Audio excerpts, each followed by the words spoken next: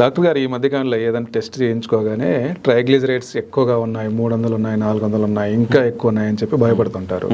అసలు ఇవి ఎందుకు పెరుగుతాయి, ఏం చేయాలి సార్? వెరీ నైస్ క్వశ్చన్ అండి. ఇప్పుడు నేను చూసిన వాళ్ళలో ట్రైగ్లిజరైడ్స్ మ్యాక్సిమం 2000 ఉన్న వాళ్ళని కూడా చూస్తాను. ఓకే, 600 700 ఉండేది అయితే కామన్గా చూస్తూనే ఉన్నాం. బేసిక్గా మనం అర్థం చేసుకోవాల్సిన ట్రైగ్లిజరైడ్స్ ఎప్పుడు పెరుగుతాయి? రిఫైన్డ్ కార్బోహైడ్రేట్స్ మనం ఎక్కువ తీసుకుంటున్నాం అన్నప్పుడు, షుగరీ సిరప్స్ ఎక్కువ తీసుకుంటున్నాం అన్నప్పుడు ట్రైగ్లిజరైడ్స్ అనేది పెరగడం చూస్తున్నాం. ఇప్పుడు మొన్న ఈ మధ్యలో వచ్చిన అబ్బాయిని అడిగాను నేను, 700 ఉంది, నువ్వు ఏం తింటున్నానైనా నార్మల్గా అంటే, రోజు నేను బిర్యానీ తింటున్నాను సార్.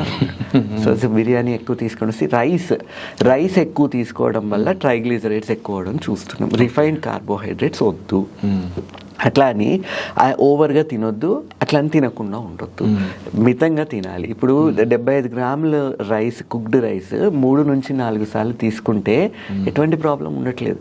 కానీ మనం అంతే తీసుకుని ఆపేస్తున్నామా? లేదు.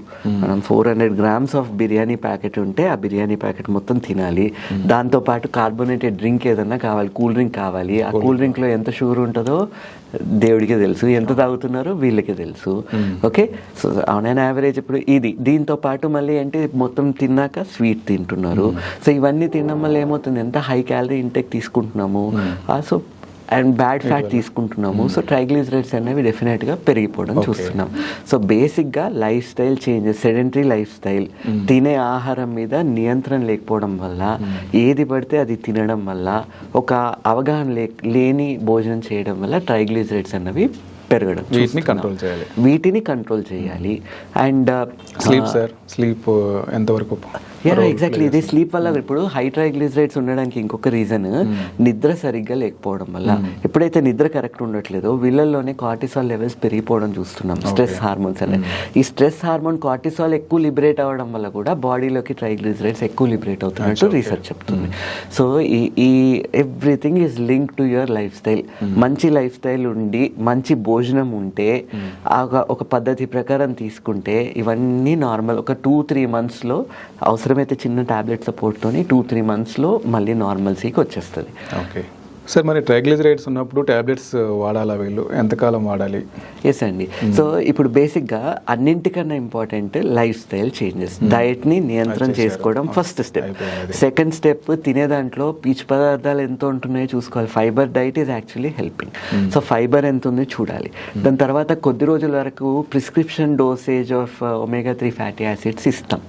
అండ్ దీంతో పాటు ఏ ఫుడ్ తింటే మంచిది అనేది వీళ్ళకి అవగాహన ఇవ్వడం జరుగుతుంది. సో బేసిక్గా ఇప్పుడు ఫ్యాటీ ఫిష్ అంటాం కదా, ఆ ఫిష్లో కూడా మళ్ళీ లావుగా ఉన్న ఫిష్ని తీసుకోవడం వల్ల హెల్ప్ అవుతుందని స్టడీస్ చెప్తున్నాయి.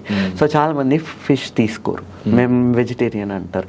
సో వాళ్ళల్లో మనం ఫిష్ ఆయిల్ సప్లిమెంట్స్ ఇస్తున్నాం. ప్రిస్క్రిప్షన్ డోస్ వేరే ఉంటుంది, ఆ డోస్ ఫిష్ ఆయిల్ సప్లిమెంట్స్ ఇవ్వడం చూస్తాం. అండ్ వాల్నట్స్ ఇస్తున్నాం. వాల్నట్స్ ఎంత తినాలి, ఎట్లా తినాలి నేర్పిస్తాం. చియా సీడ్స్ అని, ఫ్లాక్ సీడ్స్ అని, ఆలివ్ ఆయిల్ అని, స్పినాచ్, ఇవన్నీ కూడా హెల్ప్ చేయడం చూస్తున్నాం. ఇవన్నిటితో పాటు నియాసిన్ సప్లిమెంట్స్ అని, ఫైబ్రేట్స్, కొన్ని మెడిసిన్స్ వస్తాయి, స్టాటిన్స్ ఇస్తాం.